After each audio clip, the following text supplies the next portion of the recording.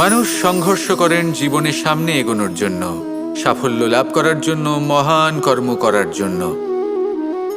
কখনো সে জীবনে একা হয়ে যায়, আবার কখনো তার জীবনে অনেক সংখ্যক লোক চলে আসেন, তাদের সাথে ভিন্ন ভিন্ন ধরনের সম্পর্ক গড়ে ওঠে। কিন্তু তখনই সাবধান থাকা প্রয়োজনীয়, কারণ সব সম্পর্ক সত্য হয় না।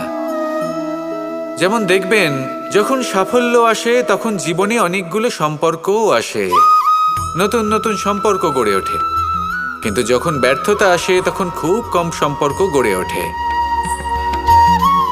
আর বেশিরভাগ সময় এই ব্যর্থতার সময় গড়ে ওঠা সম্পর্ক আজীবন আপনার সাথে থেকে যায়।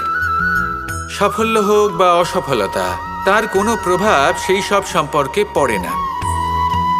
সেখানেই সাফল্যের পরে যে সম্পর্ক গড়ে ওঠে, বেশিরভাগ সময় এমনও দেখা যায় যে তার মধ্যে বেশিরভাগ মানুষ আপনাকে নিজের কাজে লাগাবেন, আপনাকে ব্যবহার করবেন, সময় এলে পরে আপনাকে ঠকাতেও পারেন। এর অর্থ এটা নয় যে আপনি জীবনে নতুন সম্পর্ক বানাবেন না, অবশ্যই বানাবেন, কিন্তু ব্যক্তি এবং সম্পর্কের পরখ করা আবশ্যক, আর সময় সময় সেটা করা আবশ্যক। যে কটি সম্পর্ক আপনার জীবনে আছে, যারা আপনার সাথে জড়িয়ে সারা জীবন, যারা আপনার সাথেই থাকবেন, তাদের যত্ন নিন আর তাদের সাথেই অগ্রসর হন। আর আমার সাথে ভালোবেসে বলুন, রাধা রাধা। এই ফুল কি সুন্দর হয়, তাই না?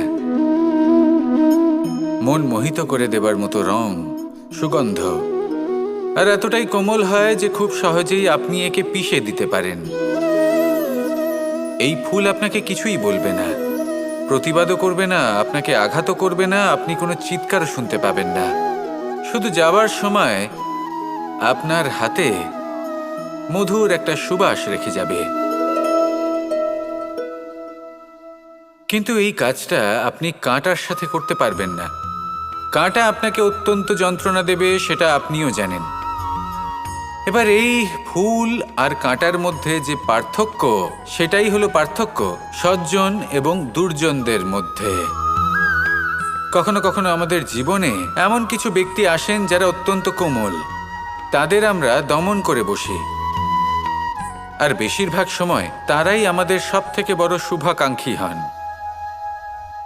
তারা চাইলে বিরোধিতা করতেই পারেন, চাইলে আমাদের উপর প্রহার করতেই পারেন, কিন্তু তা করেন না।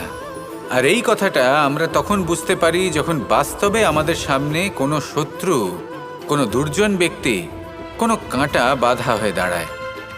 তাই জীবনে কোনো ব্যক্তি যদি নীরব থাকে, কোমল হয়, তাকে দমন করবেন না। হতে পারে সেই ব্যক্তি আপনার জীবনের সবথেকে বড় পুঁজি হয়ে ওঠেন। আসুন আমার সাথে ভালোবেসে বলুন, রাধা রাধা।